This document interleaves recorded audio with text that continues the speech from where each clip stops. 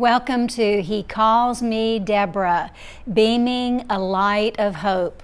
Well, we've been speaking about listening in a healing way. And James E. Miller, in his book, Listening in a Healing Way, suggests that healing listening begins with three separate decisions. First, you need to be prepared to get involved. Ask yourself, will I do more than merely hear? Because remember earlier we've spoken about the fact that there is a very big difference between hearing, which is something that's just a physical response we hear, but to listen. There is a very big difference. Will I listen? And if your answer is yes, then prepare to get involved, to invest energy in someone else and in what awaits you. Next, ask yourself, will I listen to this person in this place at this moment? The person involved may or may not be someone who is easy to be with, or the environment may be comfortable, or on the other hand, it may be distracting. And what about timing? It may be convenient, or it may in fact be terribly inconvenient for you at this moment to speak with this person, particularly when the conversation is something that is very important to this other person, or maybe you've been hoping to have a conversation with them for quite some time. You may feel open and ready, or maybe you don't. The third question regards your purpose. Will I listen with the other person's needs foremost in mind? And listening in a healing way means being clear about your desire to support the other person's increasing wholeness. Now keep in mind that your listening isn't going to cause that wholeness, but it can be an avenue for it. Now remember, resist the temptation to help. Your purpose is not to help, it is to listen. And I have to admit that this part is really difficult for me. And I imagine that there are a lot of you out there that can relate to this. I've had to learn the hard way not to offer unsolicited advice. You may be tempted to help fix what's obviously wrong, or what you figure is obviously wrong, or do what seems naturally right. You may hope to help others feel better and be happier, or you may wish to lead them to a new insight, or to offer them hope. And while all of these things seem like valid goals, if you want to be a healing listener, your purpose is not to do any of these things. To listen in a healing way is to listen carefully, paying attention to both what is being said and what is not being said. Having the ability, the insight, and the intuition, it's somewhat of what is called, I believe I've heard it called, a third ear. It's just where you have an intuition about something and you get a sense, again, a sense of what is not being said. To listen respectfully. Hold both the other person and whatever they have to say with a very clear regard. To listen caringly. Your role is to allow a warmth to develop between you, if it feels natural, and always desire what is best for the other person. Remember in God's word in Matthew 22:39 when Jesus said, "Thou shalt love thy neighbor as thyself." So again, always desire what is best for them. And to listen compassionately, accept the one you're with just as they are, without comparing them to yourself or comparing them to anyone else. And that's acceptance. And remember, we spoke in an earlier segment about listening in a healing way, that when you really listen to the other person as they're sharing, they feel validated. they feel understood. And that validation creates a connection between the two of you. And listen believingly. Trust in the healing potential of those who verbally and non-verbally share their lives with you. And consider what bravery it requires for them to do so, right? I mean, they're willing to risk vulnerability with you. And so listen believingly. And as you stay true to your purpose of remaining a listener, not a doer, healing and wholeness are ultimately more likely to occur than if you are scurrying about, doing everything you can to be helpful. Sometimes it's important to be still and to simply listen. A healing listener listens to themselves before listening to another. Now, for me, this almost seems counterintuitive, since we said earlier that healing listening is about the other person, not us. However, when someone wishes to speak what is in their heart, before you make yourself available to them, you owe it to the both of you to consider what's in your heart at this very moment. All right? What kind of person are you making available to them on this day or in this moment? A healing listener listens to themselves before engaging with someone who is asking them to listen as they share something very important and deeply personal.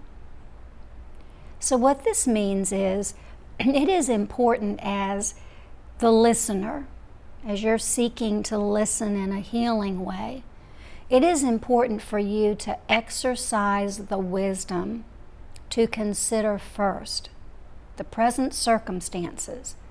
And then after you've given a moment to consider the present circumstances, after that, next, being sensitive to how your own emotions at the moment could be detrimental to someone else. Now think about it this way. What's going on with you these days in that moment, right? That day. What's your day today been like? Do you feel ready to listen? Are you comfortable to do so? How are you feeling about yourself right now? How are you feeling about yourself? Because consider, if stirring within you are a lot of negative feelings, pessimism, maybe you're preoccupied, you have a preoccupation with something else, even a trivial irritation, any of these things may negatively affect your interaction. And when I say that, I'm always mindful of, we've all experienced those times when maybe there's something that you've needed to tell someone, right? And you see them, say you just see them in the hall, and you begin to start talking to them. And the entire time that you're talking to them, you get a sense that they're not really there, right? You can even tell or sense in their demeanor that maybe they're feeling a little uptight. Maybe they're wrought up about something. Maybe they're ruminating about something and it's just going through their head. It's going through their head. And you're trying to talk to them and it's almost like you're talking to a wall. Have you ever had a moment like that? And so James Miller suggests that you take all of these things into consideration. Think about those things because that helps you to be better prepared before you engage with someone else to really be all there, to be there in that moment, to be listening fully and giving this person the kind of attention and care that they need. So before you proceed to listen, closely examine yourself and clarify for yourself what is yours and only yours to deal with. And by doing this, it's less likely that you're going to inadvertently, without meaning to do so, inadvertently confuse your issues with theirs, or that you're going to project your feelings onto them. Your priority is to be honest with yourself.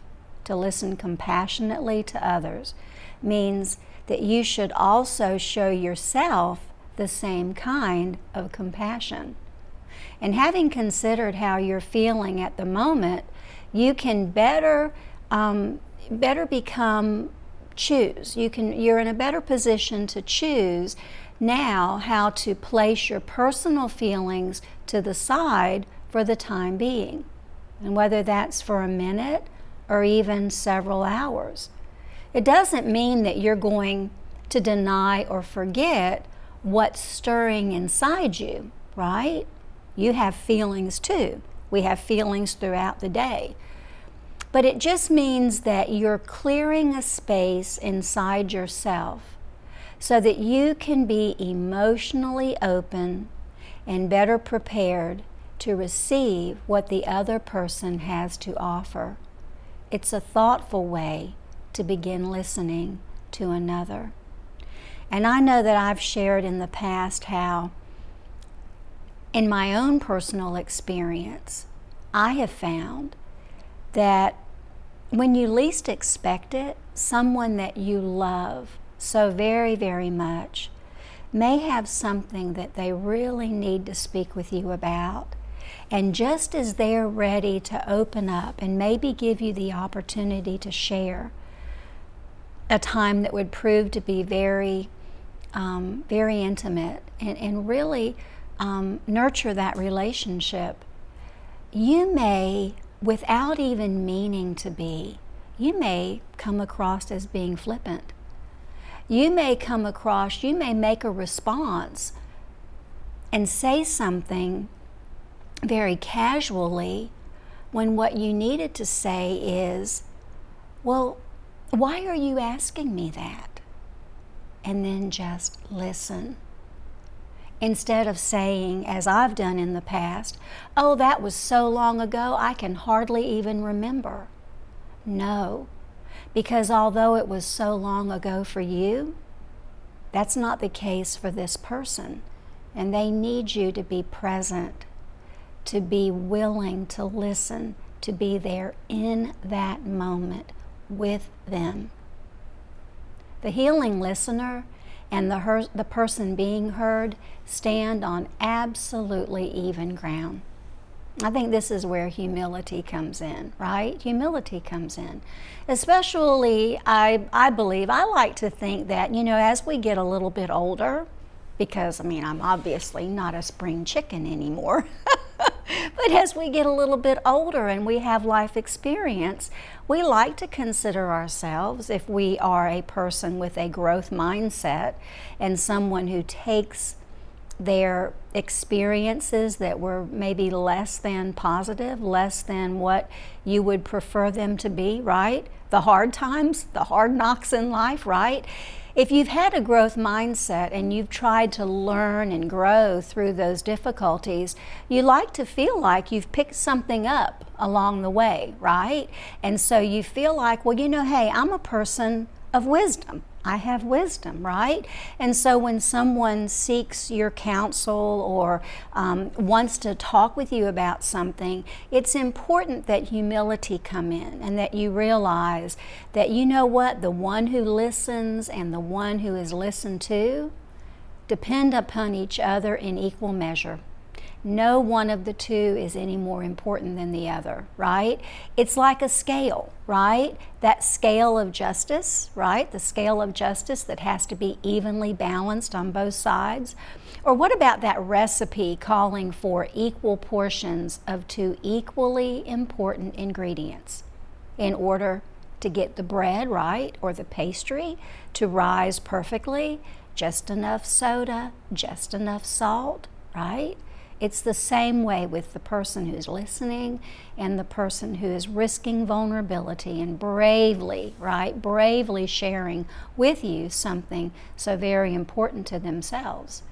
And there's nothing inherent in your role as listener that makes you any more smarter, any wiser, or better than your counterpart.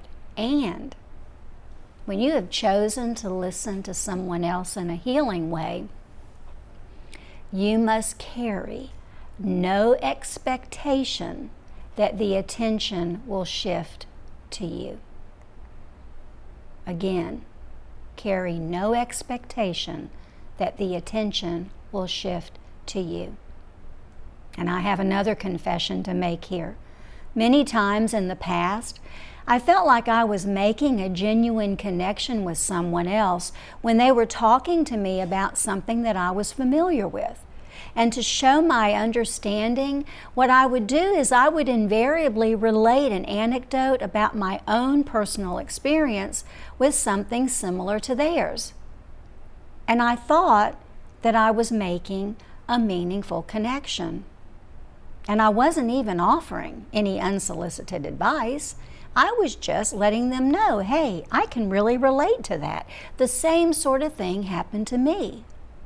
But I have come to realize that for some, this isn't received well.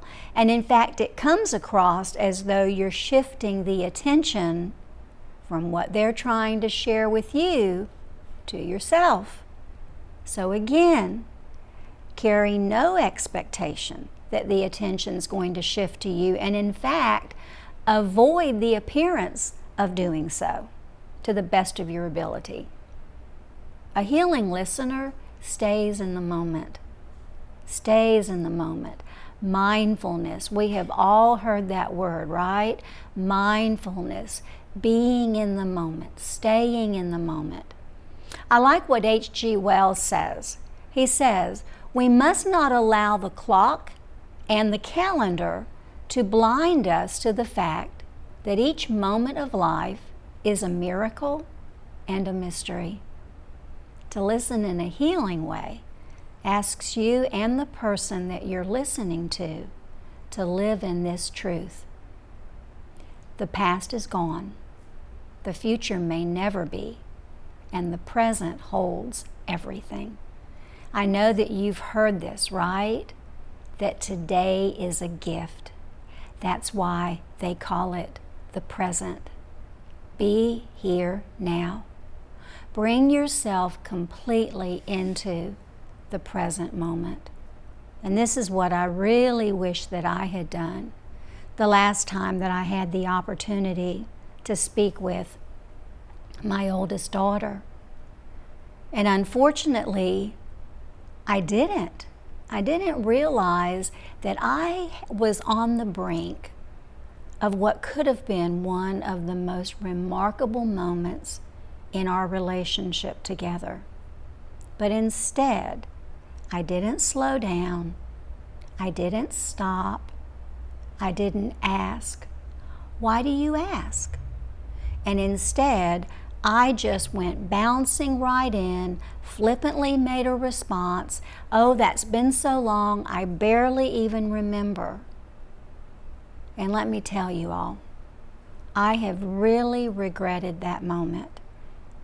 I've really regretted that because, again, I realized that I had the opportunity to really share, to make a very meaningful connection and share a moment of mother and daughter intimacy. And I missed that opportunity. I blew it. And so, I think it's important to realize that when we teach, we learn, right? I think I said that in part 1 of this segment, a healing, listening in a way that heals, or listening in a healing way. That I think that as we teach things, especially things that we need to learn, I think that we do learn in the process. The Apostle Paul even says that in Scripture, right? That as you teach, do you not learn? If you're teaching against stealing, do you steal? No, because it's foremost on your mind. And you're thinking about these things, and you're really wanting to put into practice what you are teaching, right? Put into practice what you are teaching. And after you're bringing yourself into the present moment, stay there for a while. Be here now. Bring yourself completely into the present moment and leave yourself free to receive all that the other person is bringing to you in this moment. Rather than anticipating what you're going to say or do next, bring yourself into the now and stay there, right? Stay there. In doing so, it's as if time slows. The present opens up around you, and the moments that you share will be more understanding, more meaningful, and well lived. Leave yourself free to receive all the speaker is bringing in that moment. As the other person is speaking, don't try to imagine what their past was like or carry concern in mind for what their future will hold. Just focus on the present. Focus on the present. Now, I do have a word of caution though. Listening like this is going to take discipline. It's not something that I believe it's not something that comes naturally to people, especially when we live in a time and in a society where there's always so many things out there. There's so much static. There's so much that's vying for our attention. We're not making the connections that we need to make, right? So it's gonna take discipline. It's also gonna take practice and maybe even reminders. Few of us are going to be able to do this consistently. So a healing listener consciously stills the distractions from within. So, right, we talked about distractions from without, things that cause static. We've also got distractions from within. Try not to let your mind wander all over the place, and it's going to get in the way of your listening. And when a persistent dialogue is going on inside your head, it hinders your ability to hear accurately when someone else is sharing with you. If your eyes are looking all around, or if you're fidgeting, right, you're creating another kind of noise. And this is going to hamper, it's going to hinder how well you're going to be able to connect with the one that you're with. So this is more about making still, creating an atmosphere of stillness, not just about becoming physically still. In fact, Irish poet William Butler Yeats wrote, "We can make our minds so like still water that beings gather about us to see their own images." Isn't that great? Your still presence gives others the opportunity to see their own reflection. Your quiet being offers a hush in which others will find and hear their own voices. Here, stilling is used as an active verb, more than the passive process of being still, right? We tell kids all the time, be still, be still. But it's just talking about stilling your mind, stilling your body, making yourself still. So instead, the healing listener is stilling their mind, they're calming their body, they're quieting their soul. It reminds me of an English proverb which says, next to love, quietness. And the ear is the road to the heart. Voltaire says that. The art of drawing near is a way for us to speak as well as to listen. Close proximity, right, facilitates good listening, yet the term drawing near is much more than just leaning in closer to the person who's speaking. Instead, it means opening up a mutual space. And this is done by approaching another in a non-threatening way and allowing or encouraging another to come close to you, right? You're opening up a mutual space. You're creating a common field just for the two of you. It's like you're saying this space is just for us. It's ours now and nobody else. We are alone in this together. Your drawing close offers privacy and suggests safety to the person who is wanting to share with you. A second message you communicate is that you're not standing back, but instead you are choosing to come forward in this encounter. And what it says is, I am with you. I am ready to hear more. So the most important act of drawing close is an internal one. You move inwardly toward the other person so that you're together, not so much shoulder to shoulder, but heart to heart, soul to soul. This is confirming. And when someone else feels confirmed by you, it won't matter whether you're sitting next to someone in the same room or if you're many miles away. The other person's going to be able to tell. They'll simply sense that you're drawing close. Consciously draw nearer to the other person. Yet at the same time, recognize that for some, a healing listener keeps some distance. Now, at this point, some of you may be confused. Again, right? It seems to be counterintuitive, or doesn't that contradict what you just said? So which is it? Do I get close or do I keep my distance? Well, ideally, you combine both. We're all unique individuals, and those to whom you listen must be responsible for their own feelings, their own decisions, and their own lives. Your role involves knowing about and maintaining an appropriate and healthy separation between the two of you as unique individuals. There's so much more to be considered. James E. Miller is convinced that choosing to listen, really listen, is one of the most caring, affirming gifts that you can offer another. I agree. How about you? Would you like to learn more? He suggests about 25 behaviors for bringing our whole self as a listener to this experience. By relating to the one who is speaking as a whole person and bringing all that you are to the experience, you can be in touch with life at a very deep level. Don't we really all want that? Isn't that something that we're really yearning for? This increased awareness is an acquired art, and we've merely scratched the surface. There's so much more to explore. And I hope that you will join us next time as we continue to do just that. And so before we close, I have a couple of thoughts that I'd like to share. First of all, I've got a couple of shout outs. My grandson's birthday is this week.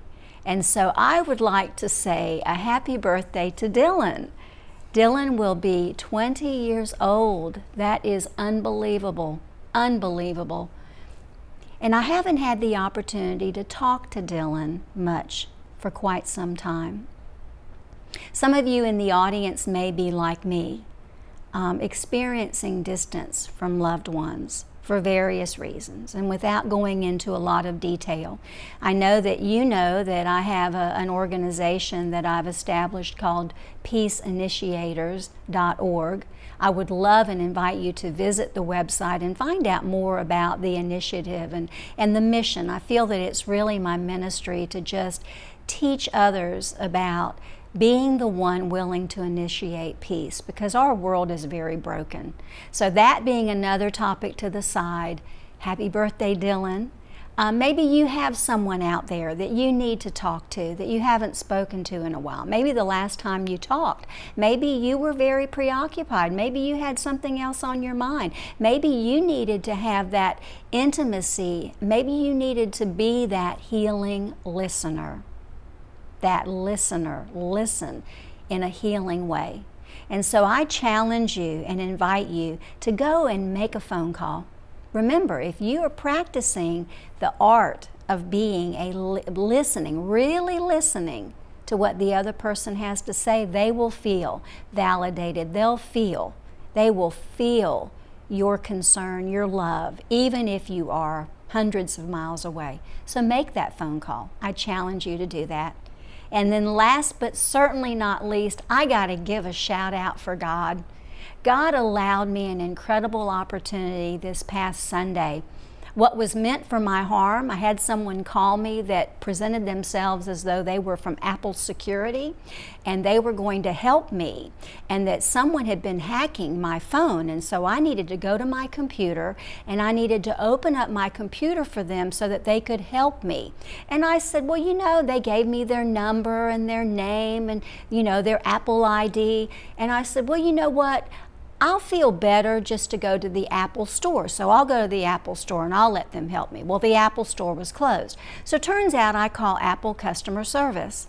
The young man that I spoke to was in Canada, and he was Hindu, and he and I struck up this wonderful conversation And God allowed me the opportunity to be used as a vessel, to be used as a conduit by listening to him and drawing from him questions that he had about Christianity that his friends who were Christians had maybe not explored, or maybe they hadn't been very good listeners. I don't know. But again, I was just allowed the opportunity to be used as a vessel, a conduit, and this young man received the gift of salvation. He invited Jesus into his heart. And again, I just have to give God a shout out. That is one of our greatest responsibilities as Christians, is to go out there and share the truth of the gospel. So I challenge you to do the same. Consider the Great Commission and your role in that, because we need to be ready. We need to be ready. All right, well, thank you for joining, and until next time, thanks for joining.